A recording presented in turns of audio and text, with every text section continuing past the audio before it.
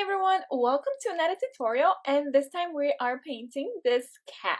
There's a lot of light in this cat, and then we have that light background, but when you look at the reference photo, the background is actually blue, and behind that cat, the head, there's that electricity pole. So it's a choice, like if you want to paint that or you just want to paint the cat.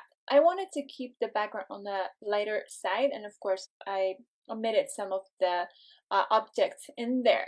I just wanted to focus on this cat.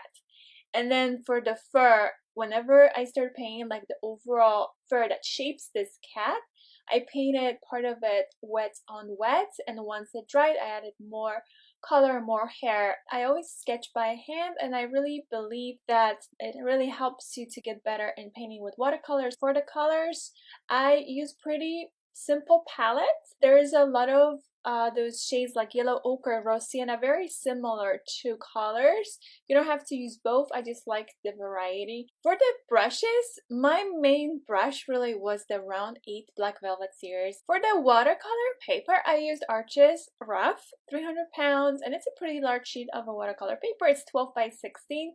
Generally, I prefer and I highly recommend to paint animals on larger sheets because there's more room to paint the eyes and the nose. You just have more room to focus on such details. And this is a screenshot of my working palette. So this is a palette by Richardson, and it's plastic, and I take these screenshots so you know exactly what colors I placed where on my palette. And I'm starting off with washi tape. Washi tape is 100% optional. I use it to create a white frame, but it also helps me to keep my paper in place. And this is Round 8 Black Velvet series brush. But what I am doing right now, so I first wetted a section on this cat's face, right? So I wetted some area, and then grabbing paler washes of yellow ochre. There's gold, there's some burnt sienna picked up. I am painting, so it's kind of wet on wet, but not everywhere. This was more like a milky consistency of that color, and adding a little bit of burnt sienna. So I am kind of like merging those colors, like letting them blend on its own. So I'm going over the yellow ochre first layer, and then just watching what happens, a lot of it, and then grabbing a little bit out of a darker color, which is the Van Dyke Brown. Grabbed flat 3/4 brush, and I am going to paint the background. So as I have painted, like, let's say half of that top part of the cat, so the ear and a little bit of that forehead in a way, I am going to paint the background because I want parts of that fur so to kind of bleed into the background. You do want this background, this blue background, the sky, to be pretty smooth. And I am adding tiny bit of Quin Red into the blue.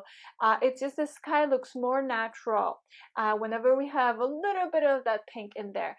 I want this background to be evenly painted and smooth. So we are painting this cat's fur in stages, in layers. And this is going to be the first layer of that hair, and the first layer is more like wet on wet. And I believe it's really important to study your reference photo beforehand, and also to create more vibrancy. That's another thing. Things that are a little more vibrant, they look more natural than the pale washed off paintings.